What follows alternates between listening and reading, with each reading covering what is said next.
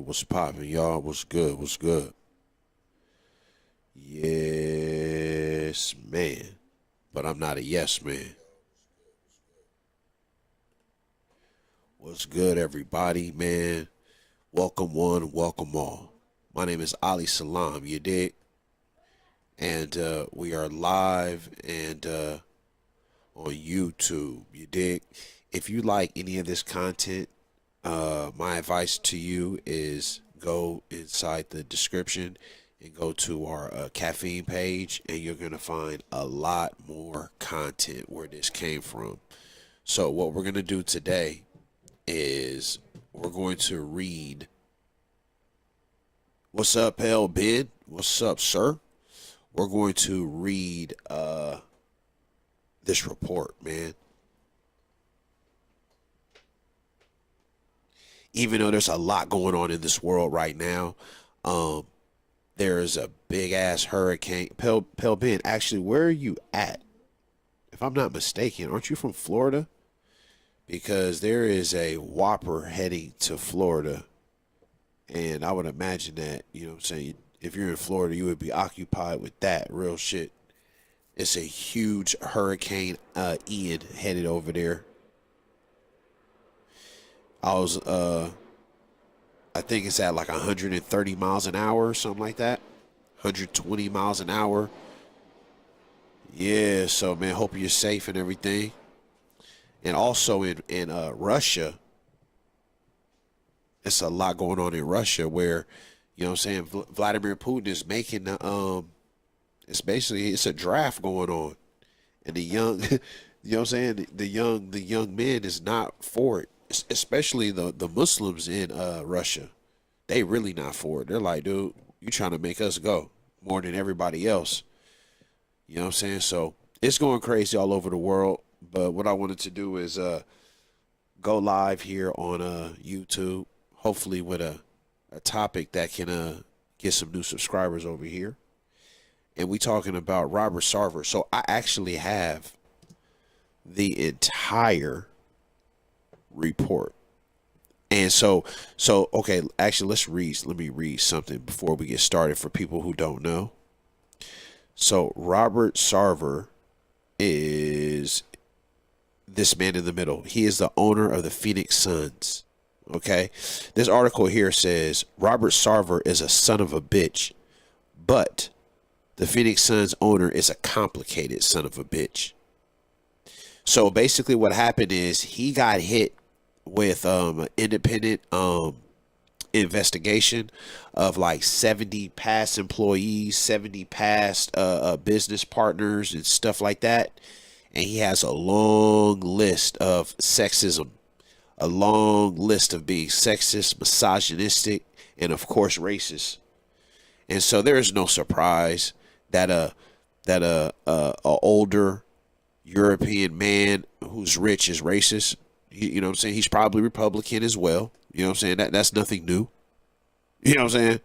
But what it is interesting is he's in the NBA and an owner of the NBA, and they actually, I think they lied. Anyway, so there's a lot of stuff going out. And so what's interesting is in the NBA, there was, let me see this, Udoku. So this right here, this Nia Long in Udoku was let me see. Let's put everything we need to know.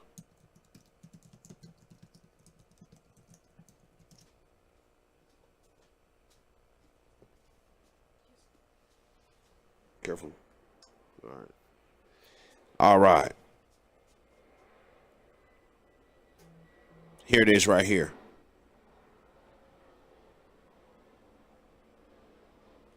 Everything we need to know about the Udoku scandal. Okay, so here's a fascinating situation. So this brother here, first of all, he is a rarity. Why is he a rarity? He's a rarity because he is a brother. Yo, what's up? What up? What up, man? What's up, little cat? I did not tweet it. Maybe I should. But he is a rarity He is a rarity because he is a black coach. Okay, I know it shouldn't be that way, but he is a rarity because he is an Asiatic who is a coach, and that's very rare in the NBA, right? And so it's very interesting. Watch that. So Robert Sarver. So let's put Robert Sarver and watch what pops up. Let's put Robert Sarver, and then let's look what pops up in the news, right? So it's interesting what comes out when. Always pay attention on what comes out and when. You know what I'm saying? All right, so look at these headlines. Unusually low-key DeAndre Ayton addresses Robert Sarver contract, right? And so Robert Sarver, racism, all this stuff comes out. Paul George reacts to handling of Robert Sarver. Misogyny. You know what I'm saying? Clippers Paul George calls for NBA discipline on Robert Sarver, right? Racism, misogyny. You know what I'm saying? Let's see. Look at these headlines. Watch these headlines. Suspended and fined for racist speech. Look at these headlines 5 days ago. New York Post. Robert Sarver selling sons at a ban for racist, sexist behavior, right? All of this stuff pops up, right? And then next thing you know, out of nowhere, guess what pops up? This then pops up around the same time. Let's do Celtics. Okay, watch this. And then let's look at the news here. And then all of a sudden, around the same time, 4 days ago, this stuff pops up.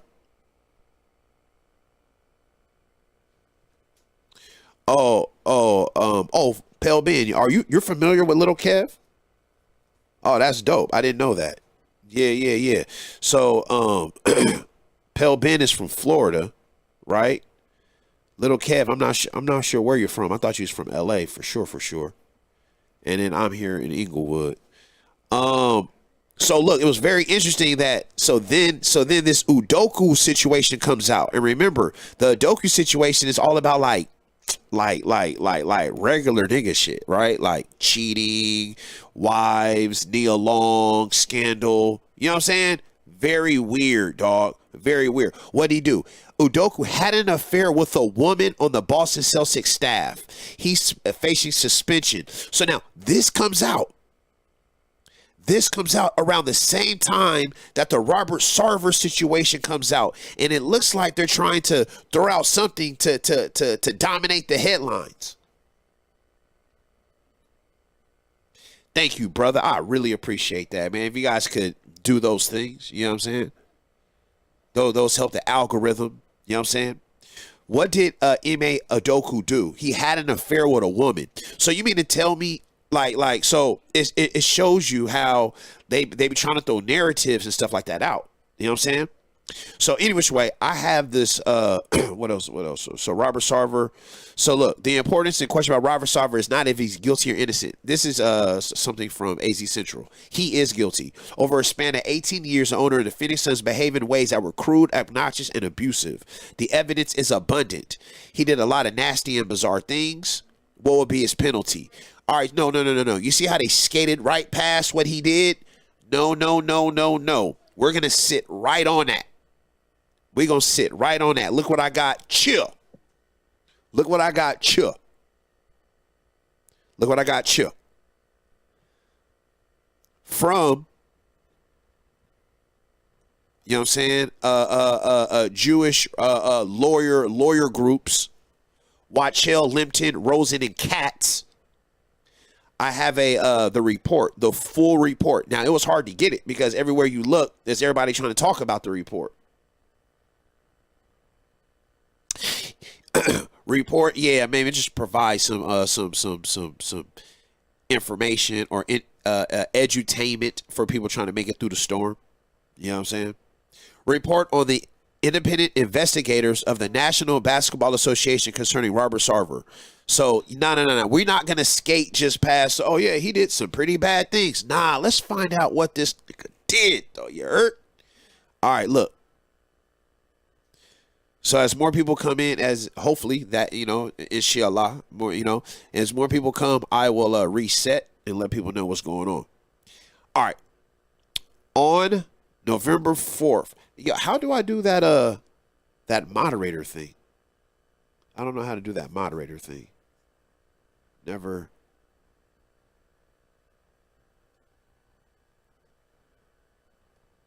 I'm balling, let my young mo. Yeah, I'm not sure how to do that. I'll do that a little later. All right. Executive summary. On November 4th, 2021, ESPN, ESPN published a 7,000 word article. All right, so the article first came out. It was called Inside the 17-Year Tenure as an Owner. Inside Robert Sarver's tenure as an owner. The article reported workplace misconduct by Robert Sarver, the governor of the Suns and Phoenix Mercury, that involved using racially insensitive language, including the N-word, engaging in inequitable conduct towards female employees, making sex-related comments, and treating employees in an aggressive and demeaning ways. It also reported allegations of toxic works environment as the Suns. Now, I'm not actually, like I said, surprised that we have a old European man, a old rich European man who's racist and sexist. I just want to know what the tea is. What he say? You feel me? What he say? And if that's the case, let's put pressure on him. You know what I'm saying? Let's get a black owner up in there if we can. Shit, let's do it. I'm all for that. All right, they said toxic work environments. So the first thing they're saying is ESPN came out with an article. All right, boom. So then after the article, they needed an investigation.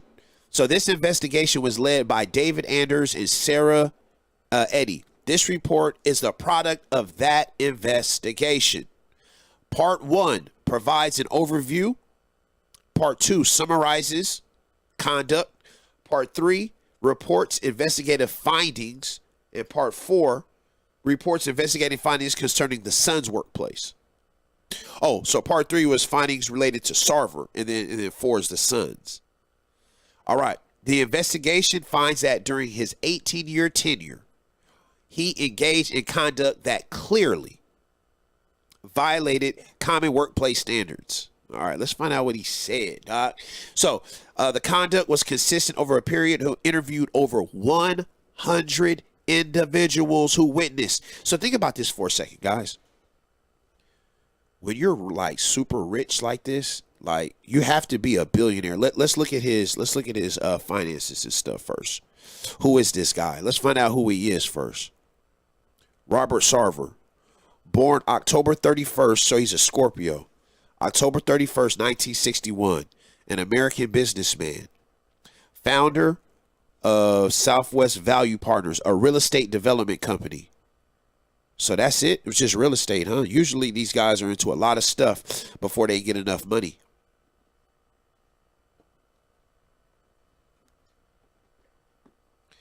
All right. He was born in Tuscan. So, he's look, see, Jewish, Ashkenazi. He's Ashkenazi. There it is. His father was prominent businessman. Oh, okay. So he inherited the Aztec Inn,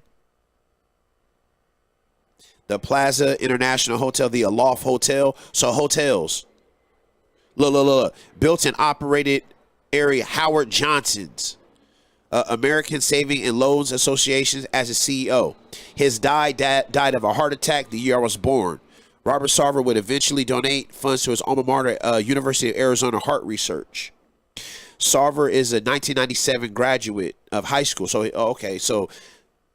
in his senior year of high school, his dad died and basically invested in, inherited him a shit ton of money.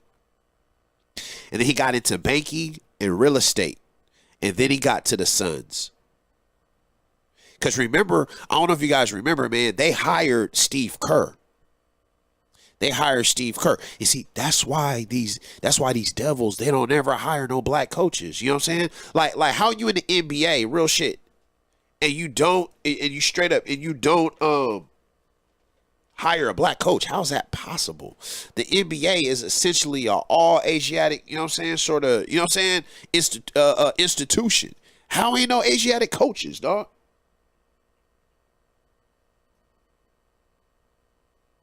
Really appreciate that, Kev. All right. Lifelong, let's see what his money did. In 1984, he founded the National Bank of Tucson, dog. When I say he got into banking, the nigga started his own bank. Yikes. In 1994, he sold that bank, then the largest independent bank in the state, to Zion. Look, it's called Zion's Bank Corporation. So we know they're Zionists. You could tell they're Zionists just based on the name. In 1995, he acquired Grossmont Bank, San Diego's largest community bank. It was sold to, then he sold it again to Zion in 1997. Then he sat on Zion's acquisition, and then they bought other banks. In 2000, he became chairman of Western Alliance Bank Corporation. So he's into buying banks and selling them to a particular, probably his homie, probably some homies. He sold so many banks to them that he has a relationship that he started working for them and then started buying other banks. And then obviously, so as long as you own, as long as you own banks, that means you're all into real estate, because that's basically what's all that. That's mortgages, small business loans, yeah, but really it's mortgages, home loans, commercial banks, commercial real estate. So banking and real estate is almost identical. In 1990, Sarver co-founded the real estate company Southwest Value Partners with Millard Selden. I bet you this is not an Asiatic, but this person is a real estate developer, banker, basketball investor, and horse breeder. You see, that's what we was doing when we was Moors. We was breeding a lot of horses. I don't have a picture on this guy, but he's from Iowa, born in 1926. So this is an old school European with money. Old school European with money. All right. So now it says he was they purchased the Emerald Plaza in San Diego in 2004. He jointly owned a real estate Emerald Plaza San Diego and so they sold something for $274 million, dog. Damn, I'm trying to get to, man. Damn. I know, right? I know, right? A lifelong sports fan, Sarver's quest to purchase an NBA team began with a conversation with Lute Olson. Y'all remember Lute Olson? When he referred him to Steve Kerr, a former player, a 15-year veteran who helped him buy an NBA franchise. So we need to holler at Steve Kerr. So with all this racism going on, Steve Kerr is the one who got this man in the NBA. Remember who Steve Kerr is. Steve Kerr is the one who is the coach of the that nigga Steve Kerr hijacked. He hijacked the what's the name? The Warriors, because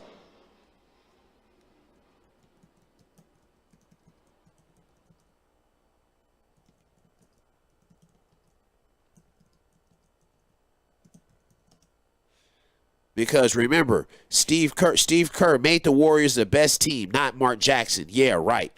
Mark Jackson was the one who first had Steph Curry and them, right? And he was the one who got them and developed them and stuff like that, right? I'm a fan of Olsen. Yeah. Everybody loves Lute Olson. Everybody loves Lute Olson. But any which way, so Steve Kerr, Mark Jackson, well, he was the one that took the young Klay Thompson and all of them and developed them and got them swagging. You know what I'm saying? Did their thing. And then Steve Kerr just stepped right on in and got all the accolades. Mark Jackson had some good years as the coach of the Golden State Warriors. He led the team to a playoffs twice in 3 years and was beloved by his players. The front office didn't feel the same way. What happened was they got into a religious sort of situation. If I'm not mistaken, it had something to do with something to do with his Christian values. You know what I'm saying? He's like a black, like Mark Jackson's like a black Christian nationalist. So he wasn't gonna succumb his beliefs to the Europeans. You know what I'm saying? I think they wanted to do some gay stuff or something. I'm not sure what that was all about. Pardon me if I'm incorrect about that. Any which way. So Steve Kerr is the one that got this dude here, huh? Interesting. Steve Kerr. Steve Kerr is the one that got Robert Sarver. He colonized the squad. That's what he did. He colonized the squad, dog. A lifelong. Okay, so then he purchased the Suns for $401 million. Now, here's the thing. Usually you can't buy it all by yourself, right? Because usually you don't invest all that money yourself. All right, so then he also bought the Phoenix Mercury. He owns a football team, which is a soccer team, RCD Malcoria. All right. So look, controversies. And I'm not going to go too much here because we're going to read the whole report. Sarver has been criticized by current and former employees, agents, rival executives of being an interventionalist owner with more authority than expertise. Yep. A front office marred by instability, an understaffed scouting department, an outdated facility that isolates the decision makers from the players and the coaches. You guys, let's be all the way honest. Can we be all the way honest? The Phoenix Suns was a terrible team until they got the European Steve Nash. They was terrible until they got Steve Nash. And then when they got Steve Nash, I don't know, I just made it up. I just made it up because I know he's black and I know he's like a hardcore Christian. I just made it up. He's a hardcore Christian. No, like he's like hardcore with it. I don't know what a black Christian is. I said it. I didn't understand what it was when I said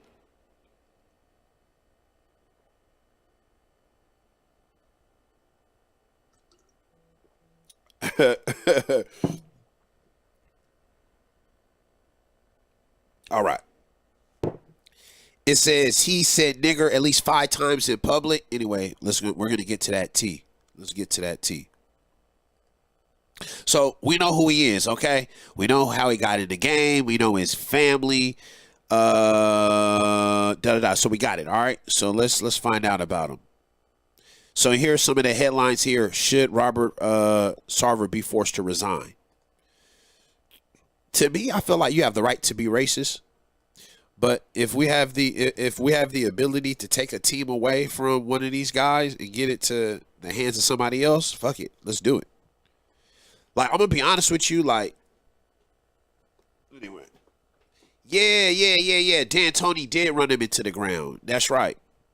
All right, here we go. So the conduct was consistent over the period of those interviews. Over 100 interviews witnessed these statements. Set forth in detail during the period. Sarver said the N-word at least 5 times in repeating or purporting to repeat what a black person said. Okay, so he being slick. Oh yeah, you know what I'm saying?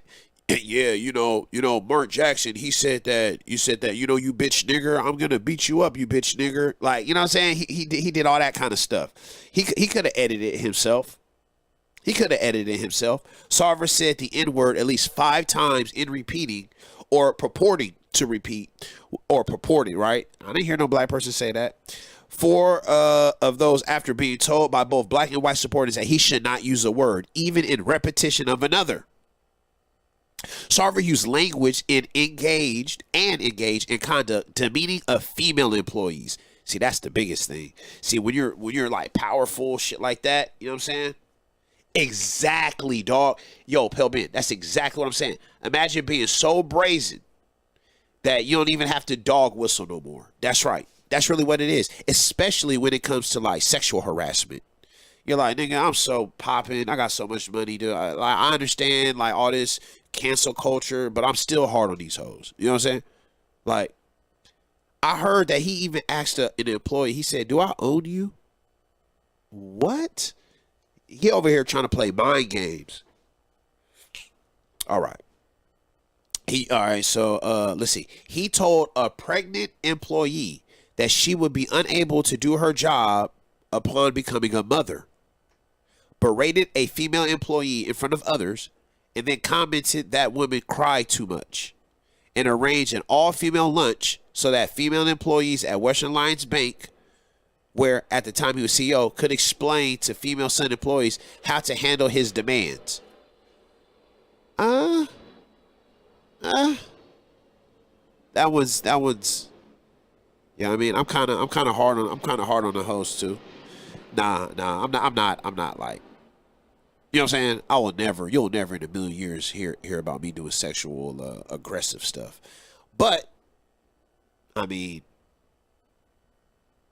I don't know. Pregnant employee, I mean, I don't know. You might have to get another job. All right. Sarver commented and made jokes frequently to employees in large and small settings about sex and sex-related anatomy, including by making crude or inappropriate comments about the physical appearance and bodies of female employees and other women. On 4 occasions, he engaged in workplace inappropriate physical conduct towards male employees. Uh-oh, you might be a bati boy, huh?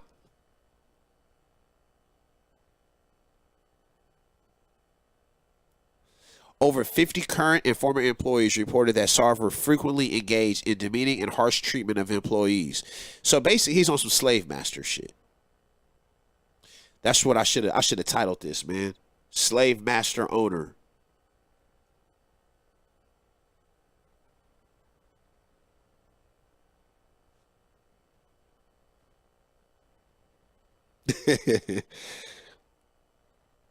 All right.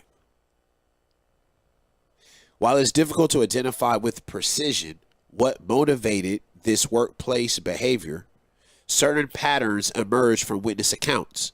Sarvers often acted aggressively and in an apparent effort to provoke a reaction from his targets. 2. Sarver's sense of humor was sophomoric and inappropriate for the workplace.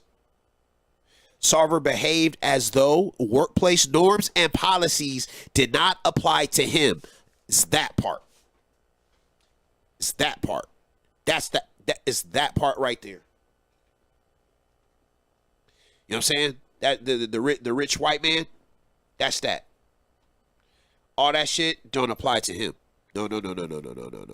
I can go hard. I can go hard on these women. I can do all of that. I can be misogynistic. I could do all of that because no. The law applies to y'all. No. I'm too rich. Nobody's gonna arrest me. I own everything. I know the owners. I know the lawmakers. I know the players. You guys need me. Like, I'll fire you. You only get paid like $80,000 a year. And then, you know what I'm saying? I could break that off. That. You feel me? So you know what I'm saying? You start. You basically. You know what I'm saying? You don't think your shit stink type shit. You feel me? Let's see. So yeah, I love that one right there. He acted as if the workplace norms policy did not apply to him. Witnesses observed that Sarver lacked a filter and thrived off saying and doing things to make others uncomfortable. Pardon self. In light of those accounts,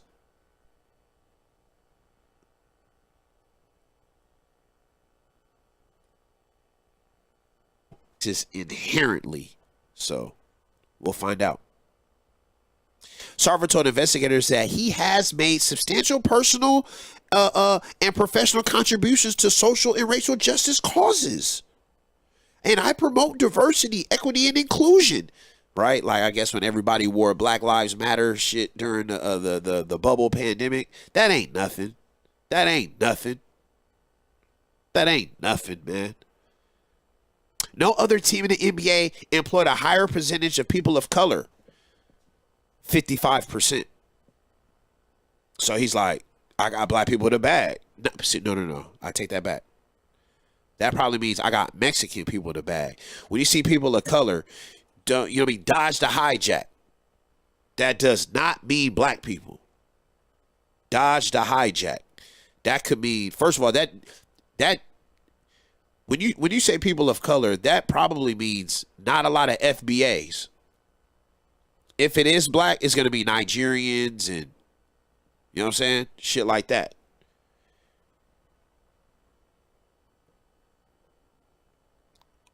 Sarver has demonstrated his commitment to the development and advancement of women in sports. Whatever. All that don't take away from... See, look, people of color who identified as Black African American, Hispanic Latino, Native Hawaiian Pacific Islander, American Indian, or two or more races. People of color. Whatever the fuck that means. So what would it say? People of non-color? Anyway, Sarver has served on the board. Okay, all right. Let's get to the T.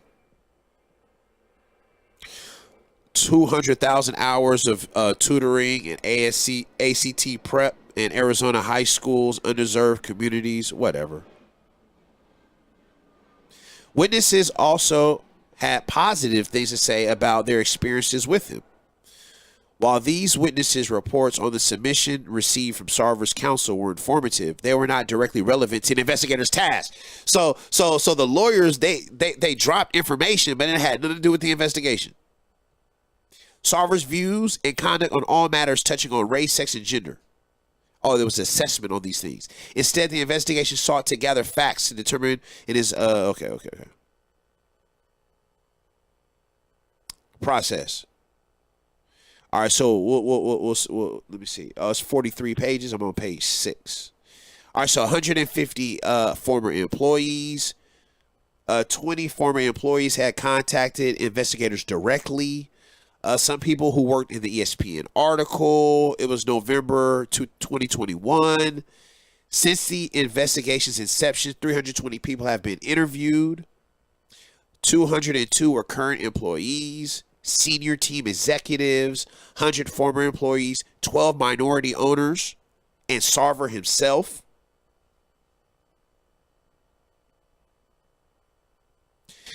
To maximize confidentiality, they were scheduled directly away from Sun facilities or on Zoom or telephone. Let me read this. The allegations in the ESPN article and the fact of NBA's retention of Wachell Limpton to conduct the investigation were reported widely across multiple media outlets.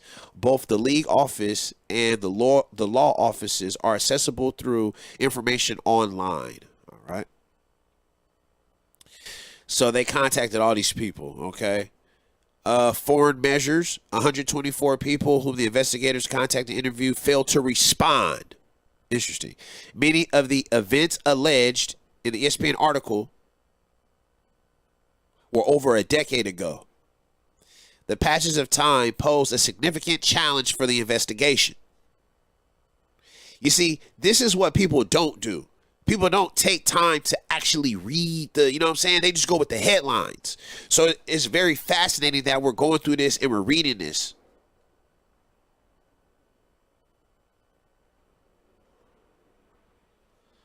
January 6th committee vibes.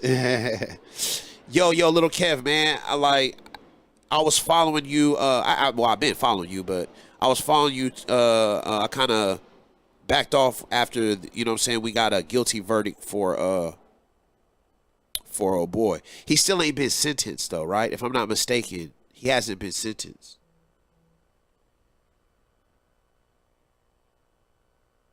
Sure.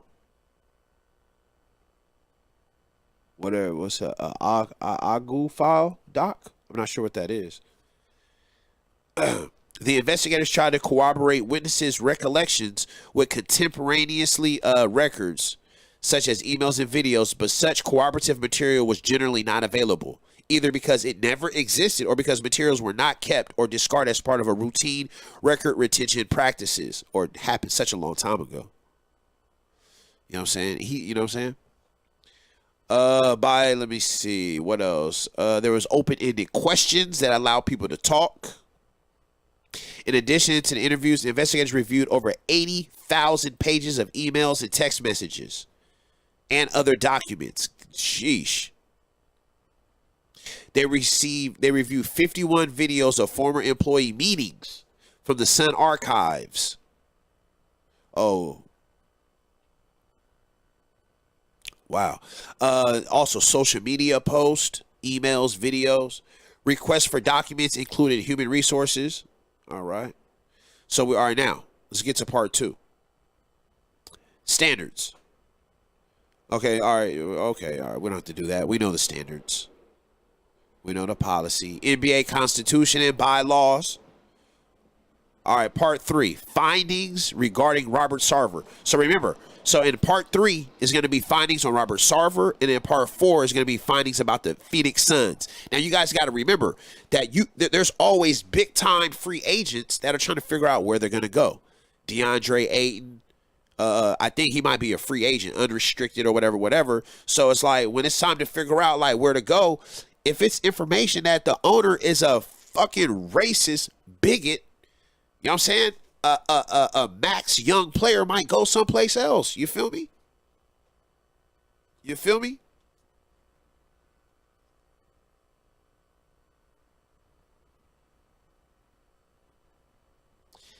A little Kev said, we're not going to receive justice for Nip from LA County. We got to go through the rest of the filings and appeals. During that time, we're preparing a case misconduct report for federal investigating. Oh, a Google. Okay, I'm pardon himself. Of course, that's what he meant. All right. As further detailed below, investigations find that Sarver said the N-word. Now, I'm going to tell you something, guys. We have to get off somebody saying the N-word, okay? Saying the N-word does not inherently make you racist. Right? Not saying the N-word doesn't make you inherently not racist. You understand what I'm saying? Or you could be very well racist and never say the N-word. Right? You could be very well not racist and say the N-word. Right? In my humble opinion, racism is not just merely words used, right? Racism is not just words used. Racism is the act, is an institutional act of punishing people, stripping people, taking people's things, brutalizing people, weaponizing on people, right? Especially institutionally. Racism is not just he's one person who's one person is racist because he said the N-word. That one person is racist. like, you know what I'm saying? To me, racism is more so like this whole system does not hire no black, you know what I'm saying, coaches. They have systematically kept black owners out this motherfucker, right?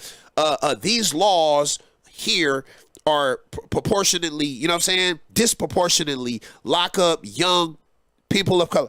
To me, that's racism. You know what I'm saying? Like, we get stuck on, especially white people who are racist. I didn't say the N-word. I'm not racist. I never said the N-word. Give a fuck about the N-word. Nigga, nigga, nigga, nigga, nigga, nigga, nigga, nigga, nigga. You can say nigga over and over and over again. That shit don't mean nothing. You know what I'm saying? All right.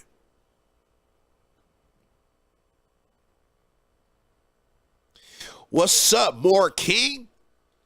What's up, More King? What's up? What's up? What's up? All right. So for people who just got here, the numbers went up and went back down.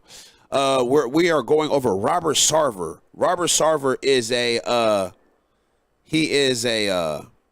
owner of the Phoenix Suns. It was very weird that when his information came out,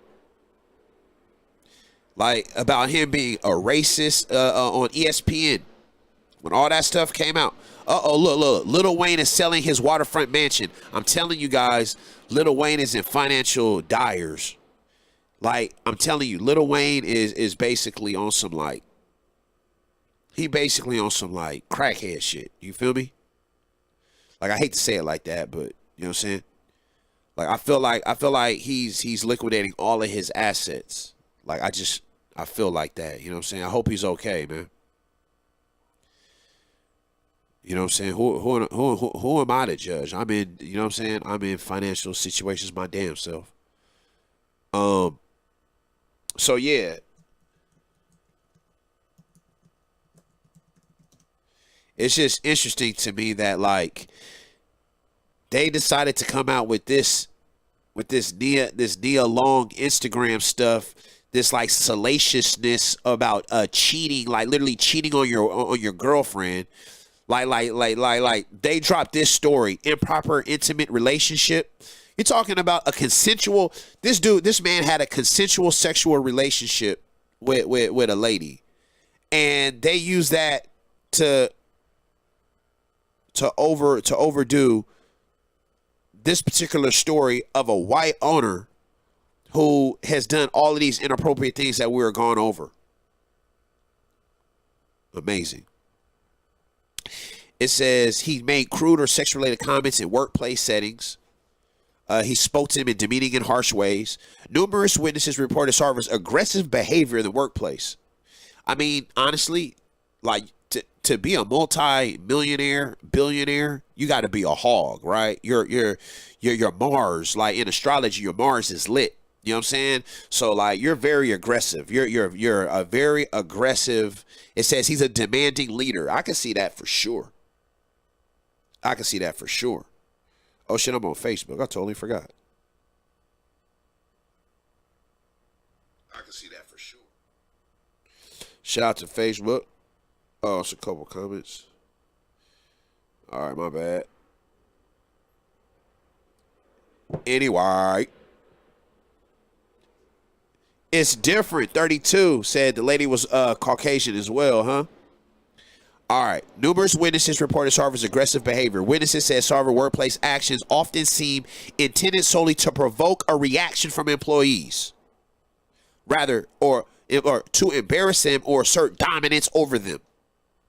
Witnesses say Sarver was erratic and unpredictable, and that his sense of humor, the perceived driver behind some of his conduct described in the report, was sophomoric, awkward. See, yeah, his whole idea was, I could say it. I'm making it awkward because I could do it. I'm above the law. A witness says Sarver believed workplace norms did not apply to him. Taking the evidence in totality, including witnesses' testimony, documents reviewed by investigators. The investigation makes no findings. Sarver was motivated by racial or gender-based animus. So they're not saying he was inherently racist or sexist, but he made racist or sexist comments. Interesting. Sarver was afforded the opportunity to respond to the allegations that resulted in these findings. So they had discussions with him and his counsel. No findings in this report was made without first providing Sarver a description of the nature of the allegation. Use of the N-word. Nigga. First of all, the N-word. What?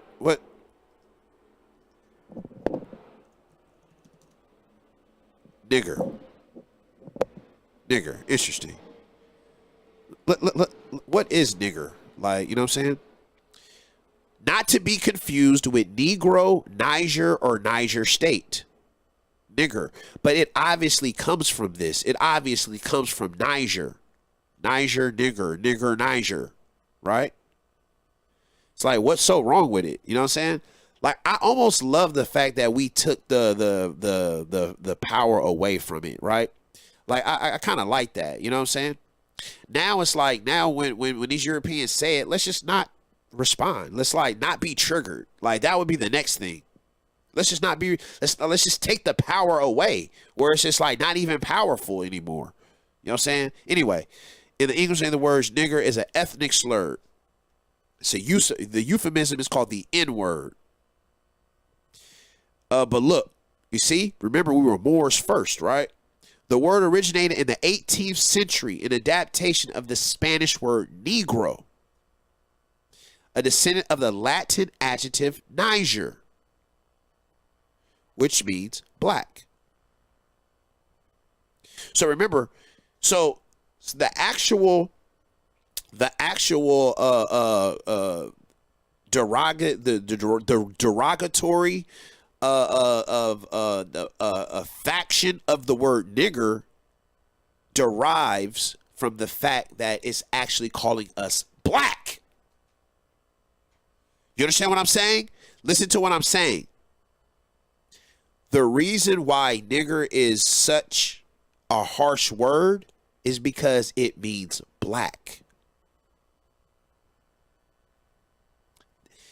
And what's interesting is if a white person calls a black person a Negro, they're gonna lose their shit. He called me a Negro. Negro means black in Spanish. Nigger means black in Latin. So now we just call ourselves black. So we're basically calling ourselves niggers and Negroes. So that's why the Moorish Science Temple, we try to be done with the word black. We're not black. We don't want to be called black. It's like the worst thing you can call somebody. According to it began to disappear from general popular culture. Anyway, the N-word. So there we have it. 18th century United States.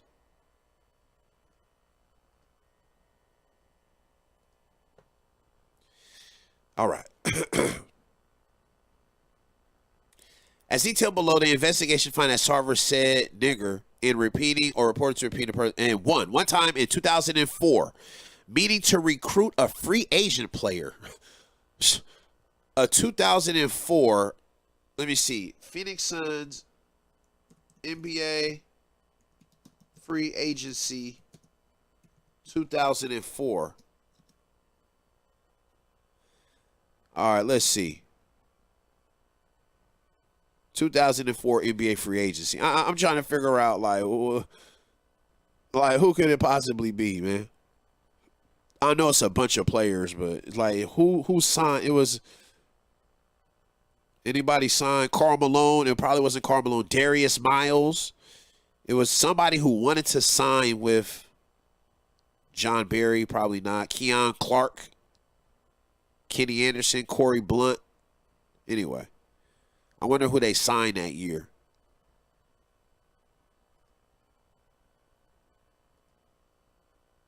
All right. Number 2. During 2012 or 2013, Suns building exercise in Phoenix. Number 3. Damn, but remember, he's saying like, yeah, what he's doing is he's repeating stories he's heard with the N-word and he's not editing it out. Okay, so he's basically saying stories of what he heard.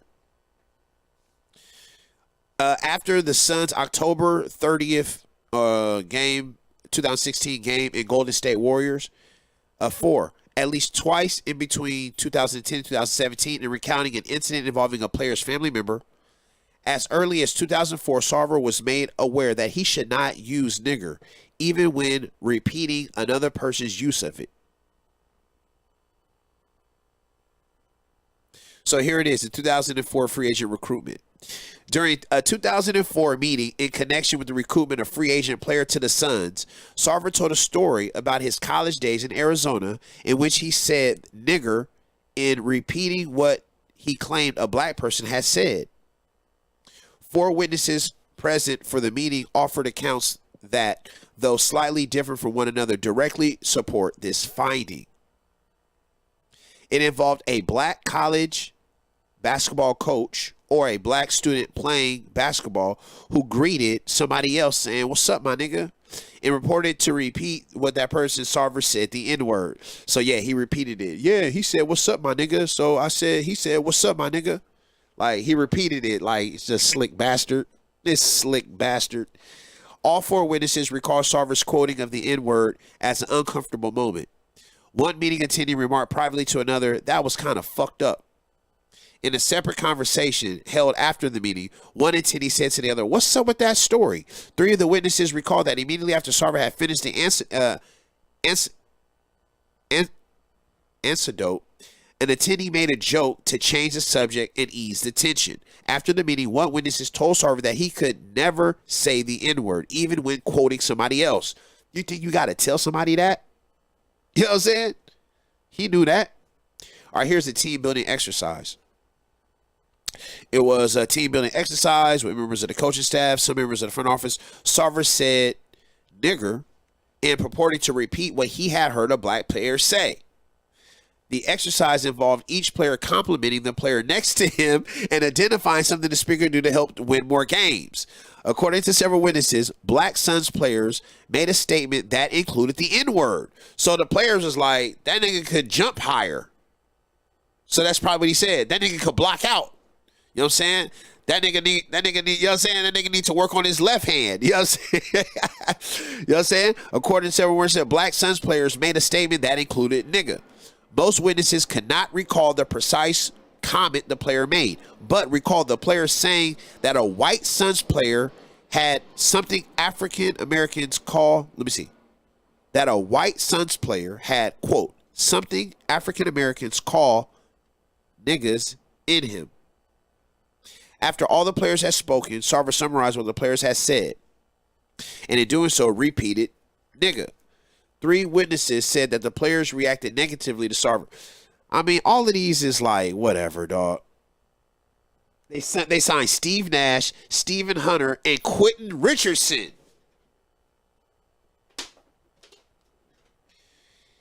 Oh, man. That nigga Quentin Richardson took one of my... Me and Quentin Richardson was after the same girl. I was in college and broke at the time. So you know where she went. You know what I'm saying? Quentin Richardson. Anyway.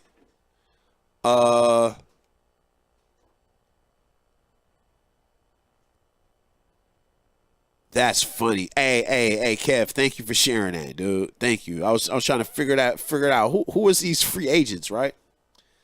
Quentin Richardson. It was probably him.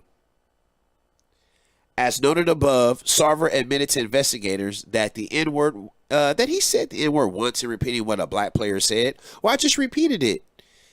He said, quote, rather than saying he's my N-word, we're in the foxhole together. So, yeah, that's my nigga. Like, we in the foxhole together. He's trying to be cool and down. Like, yeah, that's my nigga. No other witnesses interviewed, you know what I'm saying? So what you see how they're saying, like, he's not inherently racist. He just said the N-word. So all of this is like nothing. I'm gonna be honest with you. This shit is a bunch of nothing. I'm not gonna hold you. All this shit is a bunch of nothing. So far. October 30th, 2016, game against Golden State Warriors. Sarver complained to a Black Suns coach that a Warriors player who is black had been allowed to say the N-word during the game without receiving a technical foul. So 2016, who's on the team in 2016? Oh, a Black Suns coach. Okay, who is that? Can you find out who the coaches were on that staff in 2016?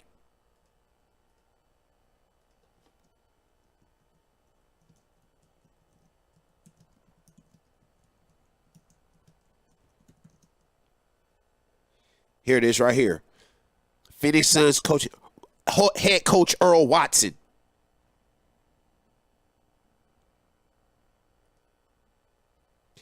I pull up in a Pearl Dotson with Earl Watson.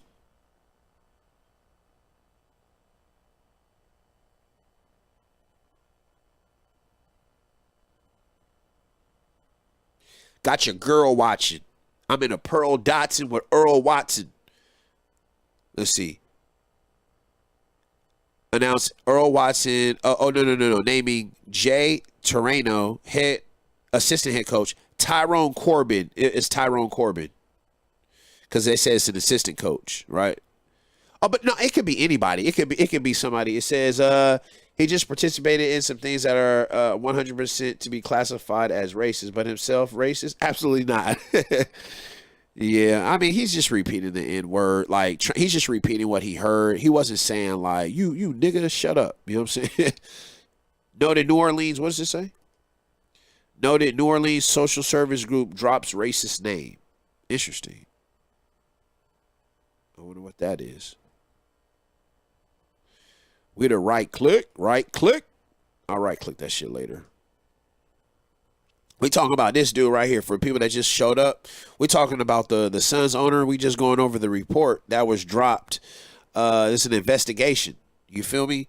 And so we're trying to find out all the tea. You know what I'm saying? All right, here's 2016 Sun versus Warriors incident. So Tyrone Corbin, that's what I'm gonna say, was allowed to say the N-word during the game without receiving a technical foul. In making this complaint, oh, so what Sarver did was he heard one of his he heard Tyrone Corbin say the N-word during the game. Like, come on, ref, that was a foul, nigga. Right? And so he didn't get punished. So Sarver complained. My nigga complained. And he said, in making this complaint, Sarver said the word loudly several times. He said the word nigger. He said the word nigga. How come he didn't? He said the word nigga. Even after the coach admonished him for doing so. The coach recalled that Sarver burst into his office after the 2016 Warriors game and loudly say, "What does the Warrior player get to say nigga for? Nigga, nigga, nigga, nigga, nigga, nigga, nigga." After the coach said, "You can't fucking say that," Sarver replied, "I can't say nigga, nigga, nigga, nigga, nigga." Like, basically what he's saying is, his whole thing is, if you say it, I'ma say it. That's basically what's in his head. That's what's in his head. He's like, if the black people get to say it, I get to say it, because I for sure want to. After the coach said, "You can't fucking say that," he said, "I can't say nigga, nigga, nigga." A second witness present for the event recalled it in the same terms, and two other witnesses heard contemporaneous reports of the incident. In addition, as noted above, Sarver sent a contemporaneous email to the league office complaining about the officiating during the game, in which he was reported to have quoted the N-word without the A at the end. So he's saying, oh, they're saying nigger, nigger, nigger. So he's just quoting it, man. All of this is just quoting it. All right, undated, quoting a player's family member. When reporting to a player's family member, Sarver said N-word while boarding the Suns team plane to a game. Sarver recounted was that a family member who is black boarded the plane, looked around and said, "White folk in the front, niggas in the back." It was like a joke. Two witnesses, each present for the different instance of Sarver telling the story, recall Sarver saying the nigga when telling the story. Okay. How do y'all feel about that, man? Let me open up the phone lines, man. My young hitter Mo. I'm balling like my young Mo.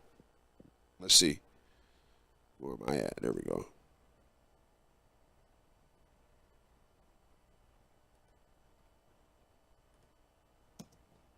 There's a phone number. If is there anything you'd like to call in and discuss, the line is open.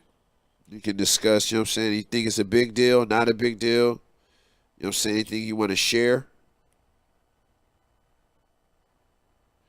Feel free. That is a phone number. The phone line will be open as I continue to read. You could feel free to call in. Like my young hitter Mo.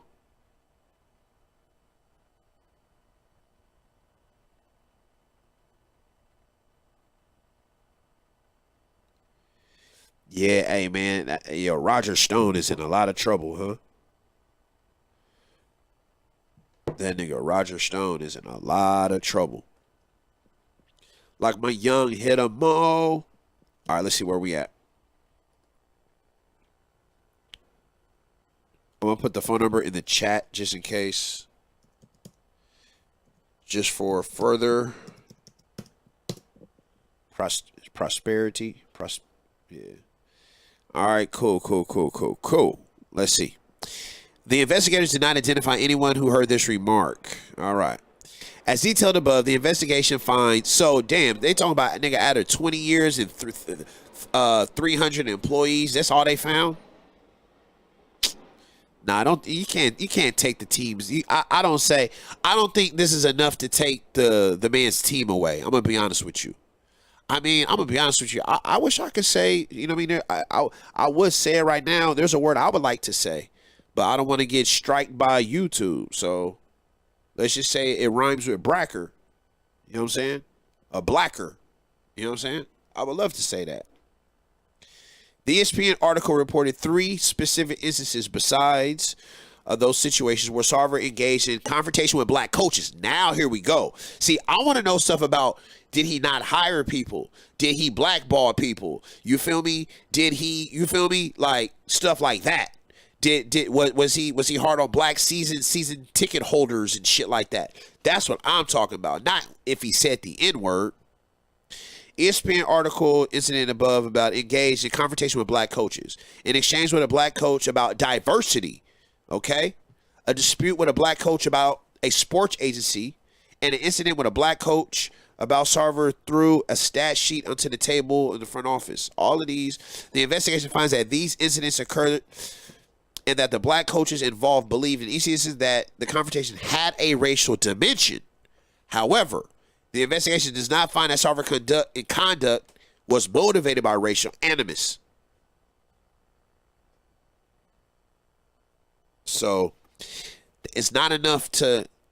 So here we go. Two witnesses told investigators at 2016 meeting with a black coach and team executive, Sarver participated in a charged exchange regarding the concept of diversity. Now, yo, these Republicans, they hate racial diversity. They call it critical race theory. Like it makes these blackers, you know what I'm saying, feel like repulsive. They hate diversity. You know what I'm saying? They want it all European Christians. You know what I'm saying? That's all they wanted. The diversity discussion began when Sarver asked the coach what he thought needed to change about the organization. The coach responded, diversity. And Sarver erupted, saying, no, no, no, I hate diversity. See? As the coach became agitated and started to stand up, the witnesses put his hand on the coach to keep him seated and said, Robert, you don't really hate diversity. He responded, yeah, I do. Sarver then explained that if you hate diversity, people don't agree. Both the coach and the witness understood the exchange to be about racial diversity. Whoa. Whoa.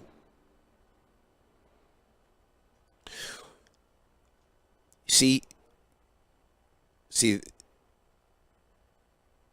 of course a racist would be against diversity, right?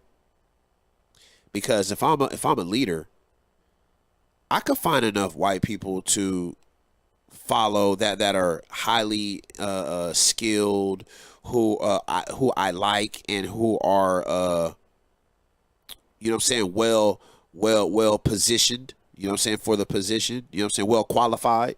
You know what I'm saying? Who believe in what I believe. You know what I'm saying? There's enough to find. You know what I'm saying? It doesn't mean that just because I have diversity means that they're not going to be qualified, or I'm not going to agree with them, or they're going to bring the situation down. Like, it doesn't necessarily mean that.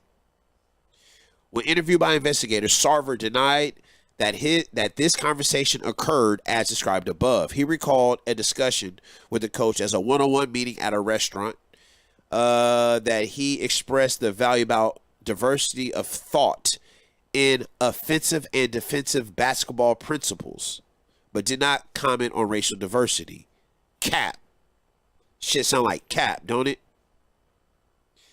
The investigation finds Sarver made the comment reported by the coach and the witness that it was reasonably understood by meeting participants that the coach was advocating for greater racial diversity. Yo, I would imagine that Robert Sarver is going to come across this video and not want this thing to be out. Because remember, they don't want the full report to come out. They just want the headlines to come out and y'all to get right past it. But look what I'm doing. I'm going to be the only person on YouTube to chronicle this whole thing. And this will live forever. Well, you know, digitally. All right. The investigation finds that Sarver made the comment reported by the coach and witnesses. It was reasonably understood by meeting participants that the coach was advocating for greater racial diversity in the organization, and that Sarver responded to the advocacy in a deliberately contrarian way. Saw cap, dog. All right, dispute concerning a sports agency. Before the 2018 season, a black founder and executive of a sports agency had a contentious negotiation with Sarver and the Suns on the behalf of a Suns player. Okay, that sounds like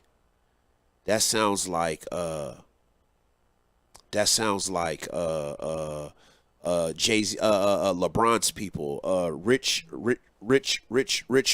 Paul or something like that, because it says a sports agency, right? A black sports. How many black sports agencies are there?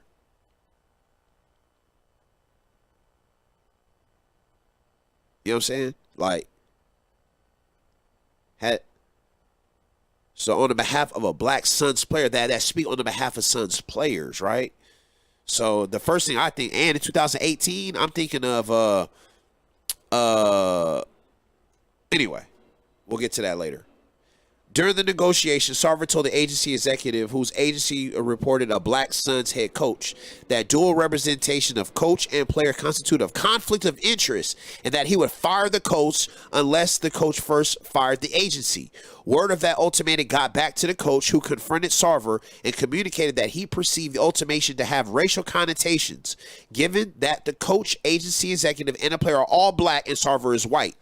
Sarver confirmed his threat to the coach, and the coach refused to fire the agency. Shortly thereafter, Sarver fired the coach. Basically, you could not have you can't have blacks in all three of them positions. That's what you can't have. That's basically what Sarver is saying. When interviewed by investigators, Sarver admitted these facts, but denied that the dispute had anything to do with race. That's what they always say, right? The dispute with the coach or the coach's firing had nothing to do with race. It had nothing to do with my racism. Rock Nation Sports, that's right, dude. Sarver also denied the coach's allegation that during the dispute, the coach raised concern that Sarver's actions had racial connotations.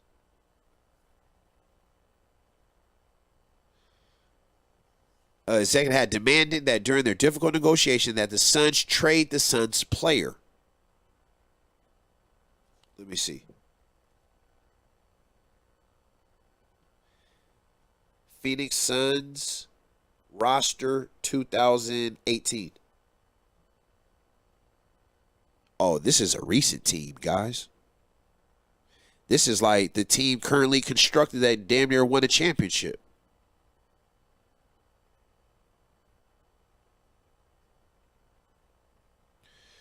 All right, let's see. So you have Quincy Acey, Ryan Anderson, Trevor Ariza, DeAndre Ayton, Dragon Bender, Devin Booker, Michael Bridges, Isaiah Kanan, I love that name, Tyson Chandler, Jamal Crawford, Troy Daniels, Jawan Evans, Jimmer Fredette, Josh Jackson, Richard Holmes, Tyler Johnson. Why is it so many people? George King, Deontay Melton, Eric Moreland, Eli Okbu, Kelly Aubrey Jr., Ray Spalding, Emmanuel Terry, and TJ Warren.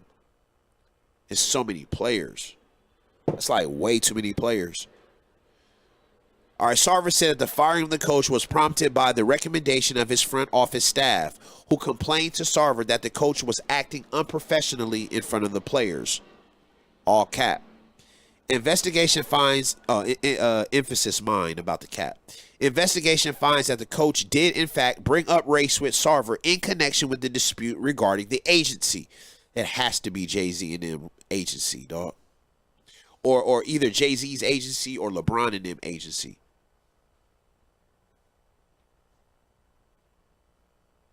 Jimmer Fredette had a green light. That's the only way. He had a super duper green light. He was a super duper bust. Jimmer Fredette, Adam Morrison, all of them Europeans, dog. They all bust. You feel me? What you think about Chet Holmgren? You think I think Chet Holmgren is gonna be pretty good, but he's hella skinny. Hella skinny. All right, anyway. I want more tea. All right, let's see. Sarver's outburst in 2019 at a black coach. It seems like he barely has black coaches. You feel me? But when he do, it be problems. Hold on, let me drink some water.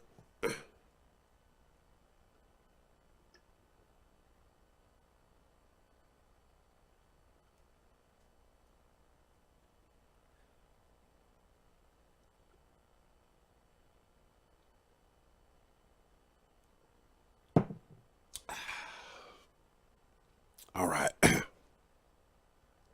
Sarver's outburst at a black coach. Following a game in 2018, he expressed his unhappiness with a player's performance by throwing a stat sheet in front of a black coach who had been working with the player. Yelling at the coach perceived racial connotations. I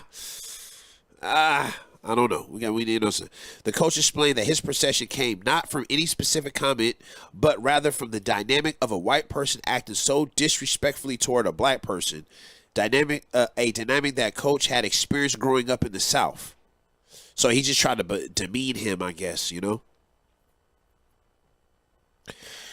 Let's see. Do you not want me to say anything to you? According to the coach, he waved Sarver away because he did not perceive Sarver's approach to be genuine. When interviewed, he said it had nothing to do with race. Now, I think where you're going to find fault is in the treatment of women. You know what I'm saying? Now, this is where you're going to find data. You know what I'm saying? This is where you're going to find, I think this is where you're going to find fire. Investigation finds engaged in inequitable and demeaning conduct toward female employees include bullying. So, inequitable treatment of a pregnant employee. They said that she would, witnesses recall Sarver saying in substance that the employee could not perform the assignment because she would be breastfeeding and her baby needs the mom, not the father. Witnesses says that pregnant employees became very upset and cried in response. Aww. After Sarver left the room, a witness told the pregnant employee that everything would be fine. I hate when people say that. Everything's going to be fine. Shut up. No, what are you talking about? And she would remain the coordinator of the event. But that didn't happen. You see, niggas be lying. That's cap. Niggas be like, oh, everything will be all right. It's going to be da-da-da-da-da. And then that didn't happen. Sarver responded by convening a call with the witness and an attorney. Ultimately, Sarver did not raise this issue again. Okay, but I take that back. And the pregnant employee performed the coordinator role for the event. Video incident in 2011. March 2011, Sarver screamed at a female employee to voice his displeasure about a video she had prepared for a departing team executive. Overheard loudly rebuking the female employee. During the conversation, the female expressed a desire to leave the organization. The female employee was, quote, shaken. Sisters, y'all gotta get a little stronger. Yo, this is corporate America here, right? Approximately a week later, Sarver visited the female office to discuss the video. He says, why can't we get along? What's wrong with you? When the female began to cry, Sarver then raised a voice. Why do all the women around here cry so much? I feel you. I feel you. You know what I'm saying? Like, damn. Several witnesses heard Sarver yell at the employee. Witnesses started bawling and yelling and crying. Oh, Lord. The investigation obtained contemporaneous emails from 6 Sun employees described above. Intense dispute between her and him, and said he was going to check in on her well-being. Lunch with female sons and bank employees. Not long after the 2011 video incident, Sarver arranged a lunch between 4 female Suns employees and several female employees of Western Alliance banks. So basically, he's like, I got employees at the bank, I got employees at the Suns. The female employees at the Suns is not communicating. They're not being good bitches. You know what I'm saying? So I'm gonna take all my women. Like, you know what I'm saying? Like, he a player. I'm going to take all my women at the bank, and y'all going to talk to all the women at the Suns and get them right. Tell them how I like to be treated and why they cry so much. Look, it says he said that he was tough and that they don't need you if you cry so much. It was intended to enable female bank employees to explain to the female Sun employees how to handle his demands. I mean, I kind of feel him on that a little bit. Come on, man. I'm over here trying to run an NBA franchise. Y'all over here crying about, like, cry, but get over it. Other demeaning comments. I don't know, man. Yo, man, like, I don't know. I don't know, dude. It's not a lot of fire here, guys. I'm reading over and over and over and over and over again, and I'm not getting a lot of fire, dog. I gotta keep it a stack with y'all. I can't lie to you. I gotta keep it a stack. The investigation sustained 6 other reports. Sarver questioned and belittled female employees' basketball knowledge or expertise, dismissively referred to some females as girl. Okay. Here we go. Remarking to a witness, I don't want that girl touching things. Okay. Suggested she needed training from a male colleague with less experience. Okay. Yeah, okay. We're getting somewhere. When interviewed by investigators, Sarver acknowledged that he may have referred to her as a girl because she was in her 20s. Okay. I don't know, dude. Here we go. Sexual, crude, vulgar comments conducted in the workplace. This is what you're going to find. Comments about sex and genitalia. I don't know, dude. You know what I'm saying? After further review, Robert Sarver, you're cleared. You was under investigation. You know what I'm saying? Under CIRC7E Media. You was under investigation. But I don't have, this is DA reject. This is a DA reject. I don't have enough information here to you know what I'm saying, take this man's team away from him. I just don't. I just don't. Engaging in specific sexual act, refer to this, his comments was inappropriate. He made a comment about a condom. He was stunned and disgusted reaction from the women in attendance. Third, he told a story about a business meeting where he learned what a blowjob was when he was a child. Yeah, that's inappropriate, dog. But that's all it is. It's inappropriate. Fourth, at least 20 other occasions in workplace setting throughout his tenure, Sarver made crude references to sex or sexual anatomy or joking sexual analogies. Fifth, early in his tenure as governor, he made a comment to a female about his genitalia while preparing to take a shower at a team facilities. Probably like, yeah, I got to take a shower. Don't worry about it. You know, my shit is short anyway, or something like that. You feel me? Upon seeing them, Sarver made a comment to the female employee reporter as, you got to get out of here. You've never seen anything this big. Yeah, see, just a little, you know what I'm saying? A little joke here and there, dog. He's not terrorizing women and, you know what I'm saying, using his power and raping chicks and, you know what I'm saying? Upon further review,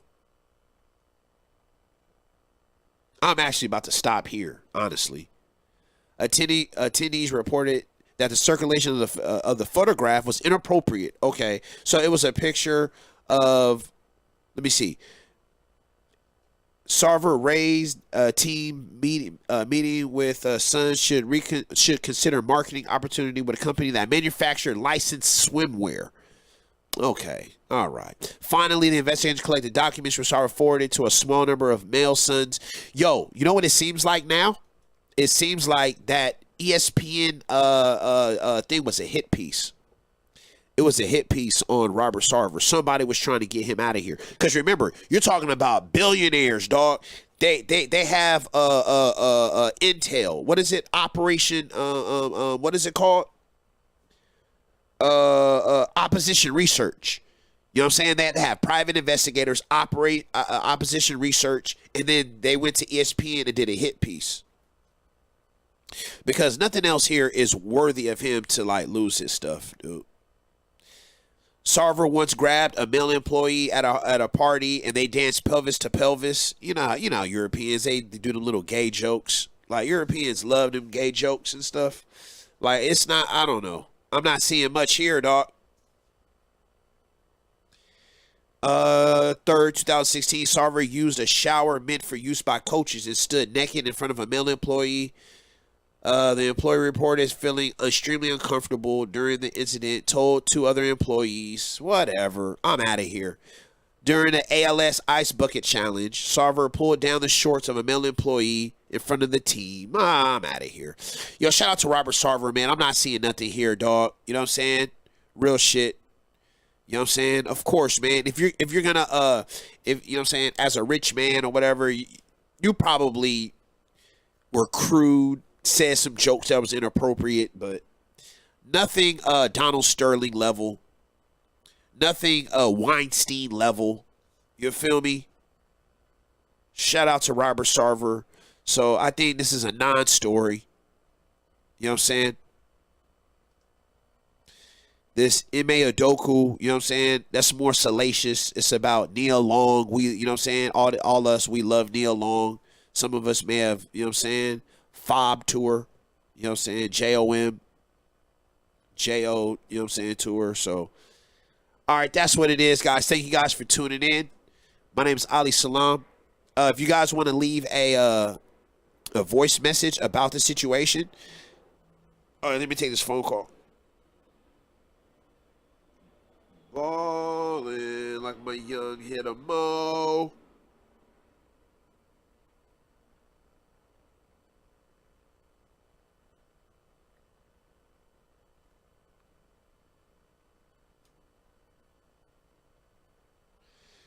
Hello. Wait, hold on one second.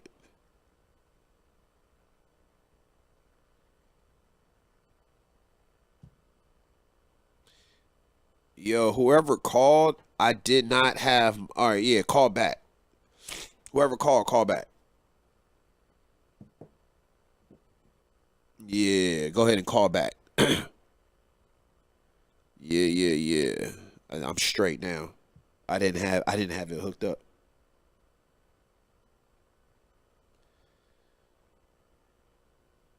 Yeah, no, that was my bad. I just had to set it up.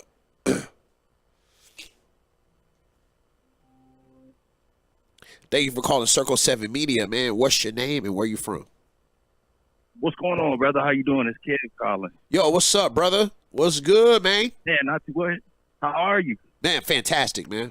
Thank you for calling in, man. Thanks for tuning in, dog, and all the comments. Of course, bro. I always enjoy it when I catch you. You know what I'm saying? So I'm like most definitely gonna show the support like that. It's an interesting topic, but it's like how often is it that we get these rumors that surface about these guys that are in these ownership positions? Yeah. We're underrepresented in that light. I don't know if a mandate needs to happen. That's right. It seems like we've been blackballed, but without the representation, we're not. You know what I'm saying? That's There's right. always going to be this superiority complex. That's right. You know what I'm saying? Especially in America, that came from this whole slave master thing. You know what I'm saying? The whole slavery kind of feel about it all. You know what I'm saying? Yes, sir. Yes, sir. I mean, I think it'll always be there. I think like LeBron and Jay-Z are doing a good job of it. You know what I'm saying? Like LeVar Ball. First of all, you got to get the NCAA out of it because that is slavery, real shit. The NCAA and all that college shit, like that shit is actual slavery. You know what I'm saying? Getting paid, yes, sir. Not getting paid. Like these are slave states.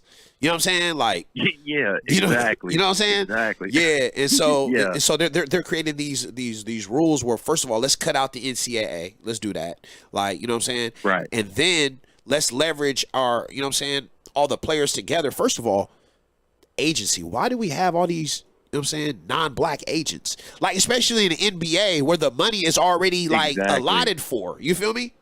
Mm-hmm. Shouldn't LeBron be the blueprint? Yeah, he should be the blueprint on that, right? Yes, especially when it comes to like signing your boys up and putting Maverick Carter and Rich Paul into position. You know what I'm saying? For sure. Come on, yeah. And now one of the most, I mean, when you think about sports agents, at least for me, I think about Rich Paul. Exactly. You know? And I actually didn't even know that he came from LeBron's camp until like 2-3 years ago. Yeah. It was just off of his work alone. You know what I'm saying? I knew him for his own work. That's right. That's right. Because, he's a power player out here, dog. You know what I'm saying? Oh, man. Good brother, man. He can make it happen for you. Yes. And matter of fact, Phil Jackson had a problem. He was like, LeBron and all of he's bringing his posse over here. Like, shut up, man. LeBron is putting his brothers in position, man. You know what I'm saying? I wonder if we get like little glimpses of that good old boy, you know, the flashing out, you know, it surfaces from time to time. Absolutely. When brothers start making moves, you know. You got to think of it, man. It's the ownership group. It's a very cliquish thing. You know what I'm saying? Because like when you see like the owner of the NBA, like he's basically an employee of the owners. Like the commissioner, the commissioner of the NBA is like an employee. Like what was Adam Silver? And like, you know, David Absolute Sterling and silver. stuff. Yeah. They just do what the owners say. Yeah. They, you know, they bring people in, I they bring mean, people out. That's right. That's right. What can they really say to these billionaires? What can they say? You know what I mean? Man, that's right. At the end of the day, it's like a fictitious position of, it's like for the public. Like, Yeah. yes, he has the power, but you know they're gonna slap him around in the back room. Like, That's you know, right. Shut the fuck up. That's You right. know? That's right. That's right. It's embarrassing. I wanted to ask you about something too. It's a little off topic, Yeah, that's but cool. you mentioned, you know, just the sexual allegations and stuff, bro. I was reading some things the other day because this Tiffany Haddish and Ari Spears thing. Yeah, very weird. Bad taste, right, on Tiffany's part and on Ari's part. That's right. 100%. But they didn't write that. They didn't do the editing. You know what I'm saying? That part of the process is very important for context and how the final video comes out, right? Yes. We didn't hear anything about those guys, and they reached an agreement. Yes. With the parties. They got the official statements out. There was no sexual, you know what I'm saying, like contact. Nothing weird happened. It was like people felt uncomfortable. Yes. And dealt with the trauma afterwards, right? Yes. I'm like, okay, that they was really so weird. too, though. It was so weird because it started from him going at Lizzo. You know what I'm saying? Yeah. Like, Ari Spears was going at Lizzo, and then whoever, like, it was fucking with her was like, okay, well, what about this?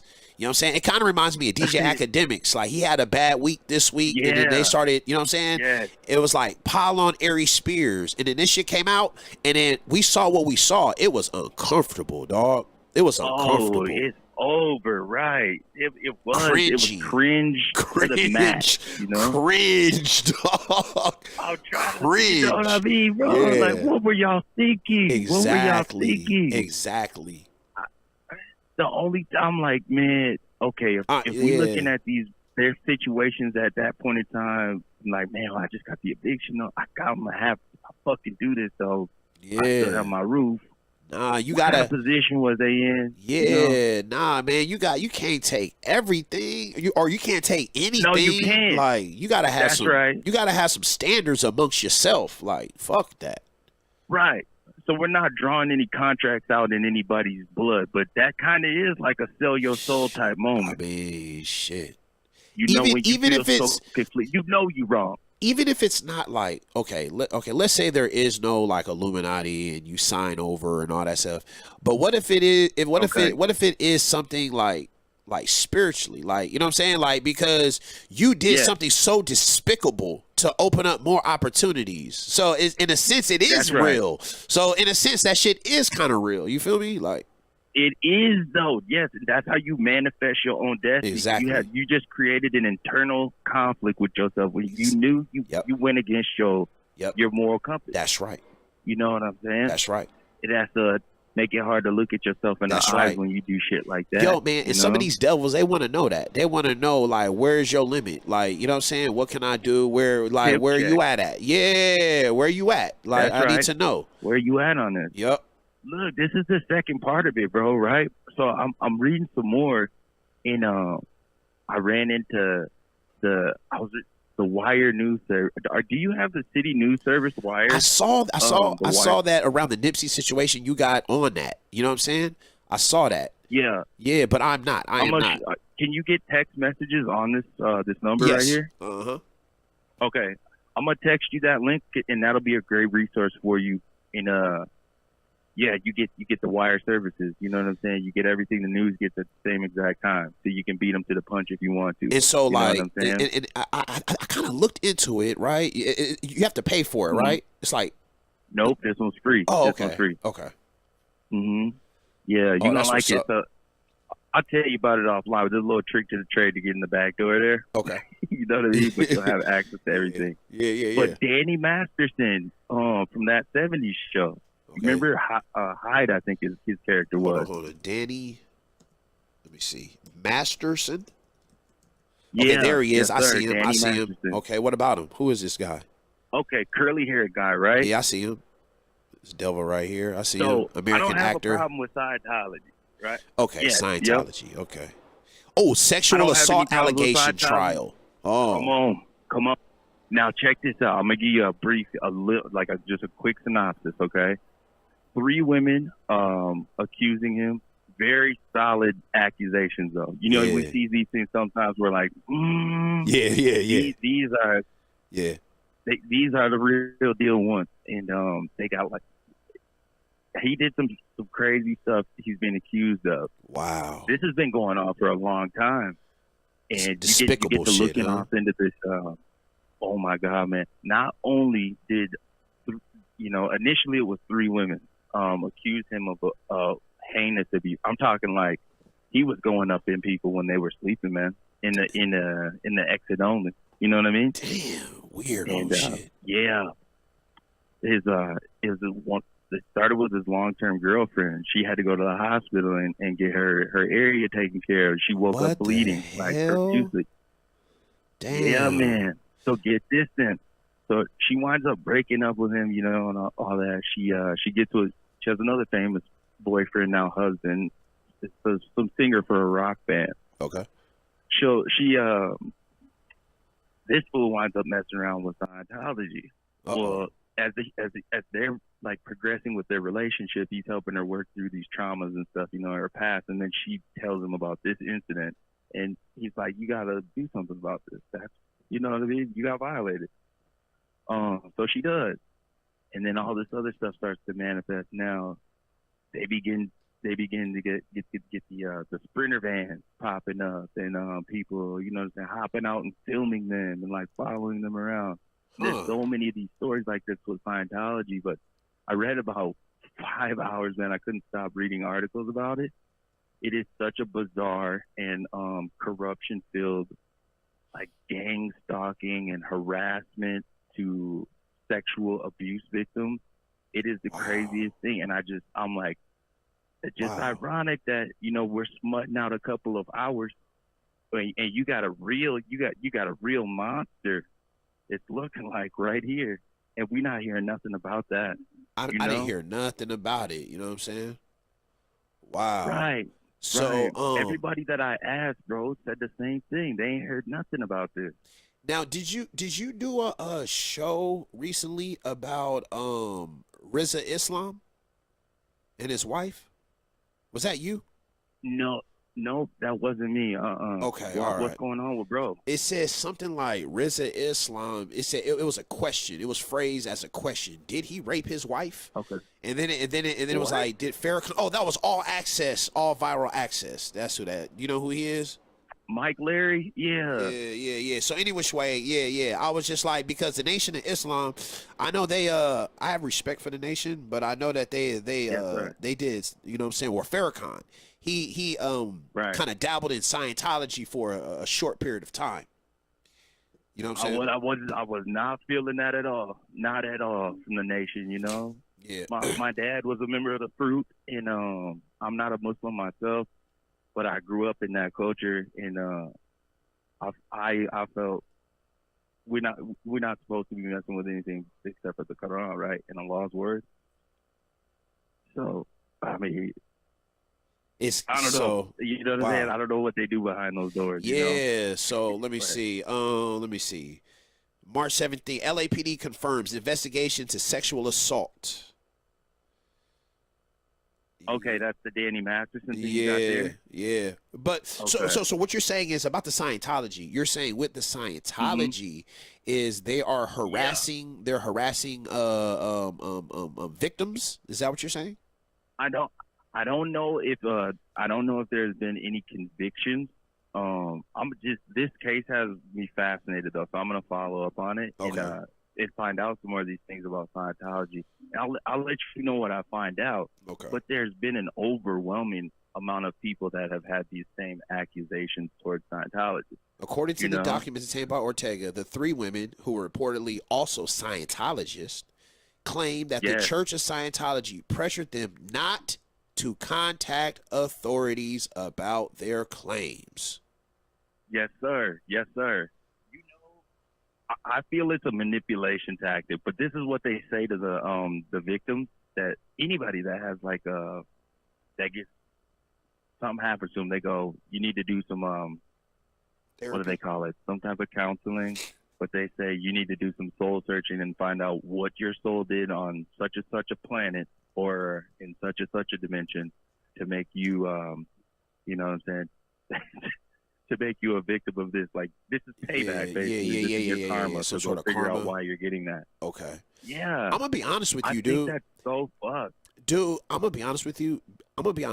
Because Farrakhan like tapped into it, there must be something here, dog. There must be something here that's like fucking cool, dog. There must be, like, you know what I'm saying? I'm sure it's not 100% fucking all trash.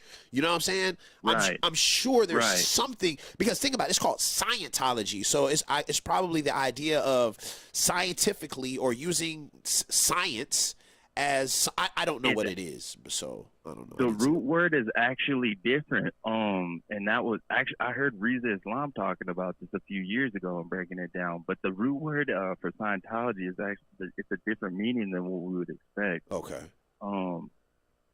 Let me see. It's like developed by L. Ron Hubbard, Scientology is a religion that offers precise path leading to a complete and certain understanding of one's true spiritual nature. Okay, so your free will. It's putting your free will. It's okay. In relationship to oneself, family, group, mankind, all in material universe, the spiritual universe, and the supreme being. Scientology addresses the spirit, not the body or the mind, and believes that man is far more than a product of his environment or genes. Scientology comprises of a body of knowledge from fundamental truths. Man is an immortal spiritual being. His experience extends well beyond a single lifetime. His capabilities are unlimited, even if not presently realized. I can agree with all those three tenets. Right. So when you read that stuff and start getting, see, I was susceptible to what bloggers were saying and whatnot, you know, years and years ago. It's something creepy about it. Once I started looking at stuff like that, there is something creepy about it. Though. It sure is. You know how? You remember 2019? They in Inglewood, I believe it was. They shot a man that ran up in the Church of Scientology trying to hack some people up with a sword. Yeah, I could not believe that. I was like, yeah. Some officers got shot as So well. let me show you something, man. Let me show you something. Okay. Yes, sir. This is kind of off topic, kind of not. Suspected dealer charged with murder of allegedly providing fentanyl. This fentanyl is all through the streets out here, dude. This shit is like all through the streets out here. Oh my God. It's in everything. It's in the coke. It's in everything. Like it's in. It's like it's in the Molly. Yeah. They're putting it on everything. All right, let's see. So I did a lifeless is lifeless is the culture perfecto. I did a rap song years ago. It's 15 years ago.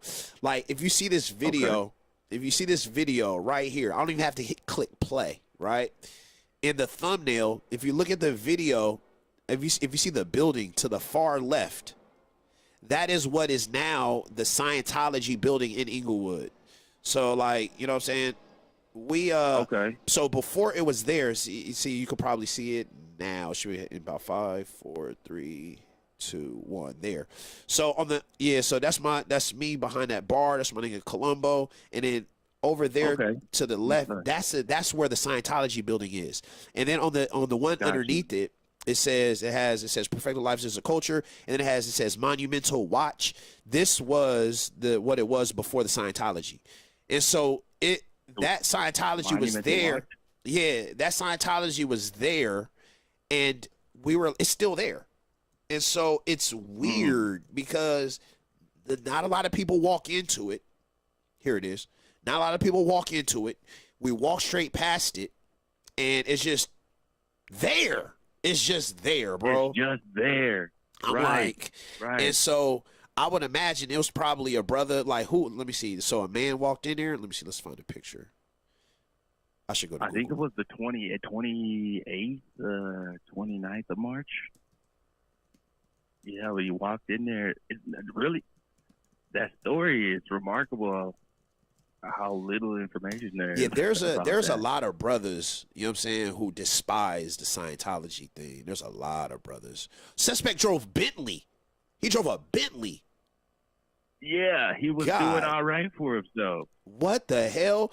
Inglewood police shooting. It gets a little weird. Suspect drove a Bentley. A Bentley. Not a Dodge Charger. Bentley. You know what I'm saying? Not a No. Kia Sorento. No, not a Toyota Corolla. You know what I'm saying? My man was doing okay. Wielding a sword like he was an ancient Moorish warrior or something. That's right. That's right. Last That's right. Wednesday afternoon, a man drove a Bentley into this Scientology wielding a sword. There was a people probably thought that was me. A confrontation with Inglewood police officers. The man with a sword, according to the coroner, is a man in his 30s.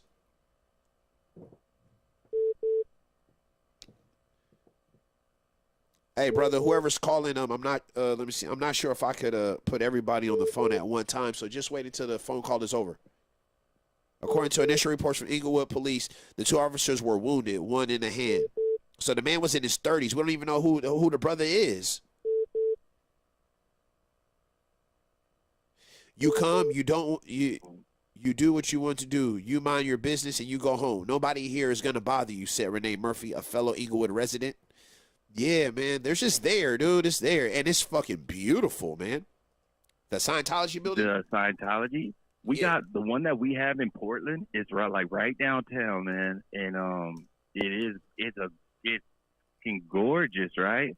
But there's always, I don't know. I'm not too big on the hocus pocus stuff, but there's an energy that gets emitted off of that place, though. Yeah.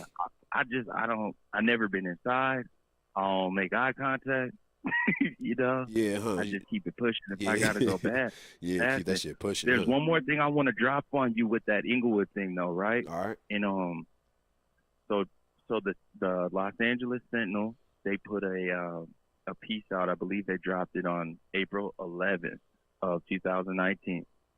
And what the article is centered around is the FBI's faith-based initiative and basically a community or neighborhood watch program that is geared, a large focus of it is geared towards like building an internet neighborhood watch, right? Really? So this meeting right here takes place on the 28th. And you have the FBI field director, you have all these clergymen and women. Wait, okay. Wait. When you read that article, yes. I'll just give you a heads up. They playing chess in that article a little bit. So check, you know what I mean? Give it your attention. Wow. Yeah. Crazy. So, what? Once you do that, that's going, you know what I mean? That might give you an idea of what the fuck was say going that on. again. So like say that over again. Okay, so the article is from the LA Sentinel. It's the FBI's faith-based initiative. FBI's faith-based initiative. Okay, because the FBI they have a thing called Black Identity Extremist. So that let's go. And they're feeling that like as the black people would say that they're Moors and Hebrews, which we are. As they say that we become that's an identity issue and that we're extreme with that. So I'm going down Market Street. I'm trying to do two things at once. I'm going down Market Street. And I'm trying to find the Scientology building. As soon as I hit this block right here, here it goes. It's right across from a pawn shop. So look, it's boarded up. Why is it boarded up? Look at this shit. Boarded up? You see? Look, it's boarded up during this picture. Here, I'm about to so you'll see it in let's see, about 5 seconds, 10 seconds. It's a miracle there, huh? Yeah, the Miracle. Yeah. Let me cross the street. All right, that's Regent. Let me cross Regent. And then, boom, there's a Scientology to the right, and it's boarded up. Oh, wow. Maybe this was during, I don't know why. Why would they do that? Right. I wonder. Is that how they lock it up? That's very weird. Very weird. Very, very weird. Yeah. So who knows what goes on back there, man? Yep. You know what I mean? That faith-based initiative, though, is Scientology Destination Inglewood. But okay, yeah. Mama, check that out, bro. Yeah, man. Yeah. Definitely do that. Definitely do that. And you know what I'm saying? Let me know. Let me know if you want to do a build on it. And you know what I'm saying? I'll come chop it up because I got several other very interesting data points to go with that. Okay. And it just points to some things that I feel that the residents of, you know, Inglewood, South LA, you guys need to be aware of what the clergy and the community activists are really, who they're associating with, because it's a, you know, there's grant money behind that. Okay. You know. All right. And the push was about securing these churches and whatnot, and then the next day the Scientology thing happened. And, you know what I'm saying? It's curious. It's curious. I'm gonna read that for sure, but bro. I appreciate you, brother. Yeah, for sure, man. Thanks for the call. You had another call. Yeah, absolutely. And you know, I'll be on you when I see you the next time, bro. All right, thank you, brother. Yes, sir. Much love, my brother. All right, much love. Till next time, man. All right, now. All right. Peace. Thank you for calling CIRC7E Media. What's your name and where are you from? Hello, this is Sergeant Smith calling from the Traffic and Safety Law Enforcement Division. I need to let you know this. What the hell? Inglewood fucking... What the fuck are they calling me for? This is some weirdo shit, huh? Some weirdo shit. Brand Mundarian? Somebody from Twilio called me? Let's see if they called the actual Google Voice number. Yeah, missed 3 phone calls.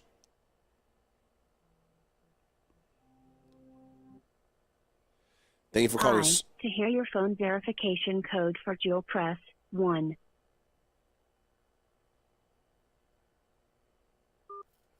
Thank you. Your code is 6. Anyway, I guess I don't know what the hell's going on. So anyway, thank you guys, man. So that was fantastic. Shout out to Little Kev, man. Hey, you guys take the time to follow his page. Here, let me let me go to his page, man. So let me go to his page, man. Let's see.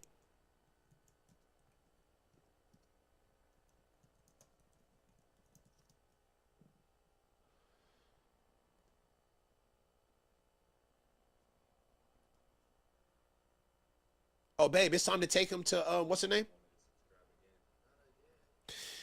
All right. Let me go to his. You guys, make sure you guys give him a follow, man. Here goes his page right here. So I guess he got 2 pages. Yeah, there he is. So go ahead and make sure you subscribe. You know what I'm saying? Just like that. You know what I'm saying? He was doing a lot of information during the Nipsey situation. You know what I'm saying?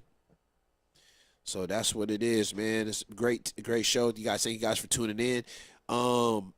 Yeah, so just for the record, man, Robert Sarver, man, I'm gonna be honest with you, he didn't really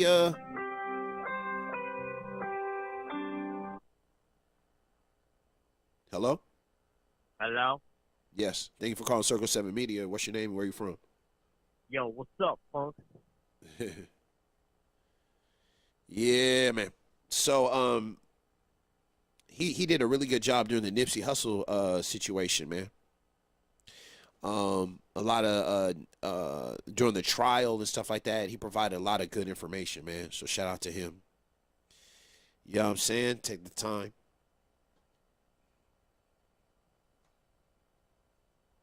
Hello? You got something to say?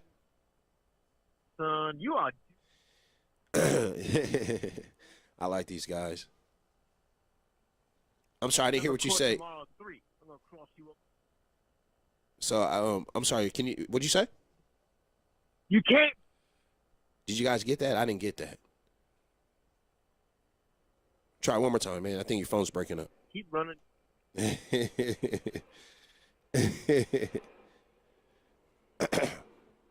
All right, y'all. Peace out. Be good. Be safe. Show love to one another. Be good. I'm out of here, y'all. Good show, man. Good show. Man, Robert Sarver, dude. What's up with this dude? But like I said, DA reject, man. DA reject. It's not enough information here for me to say he's guilty. And we out here, dog. Thank you for calling in. Thank you guys for tuning in, man. Good show.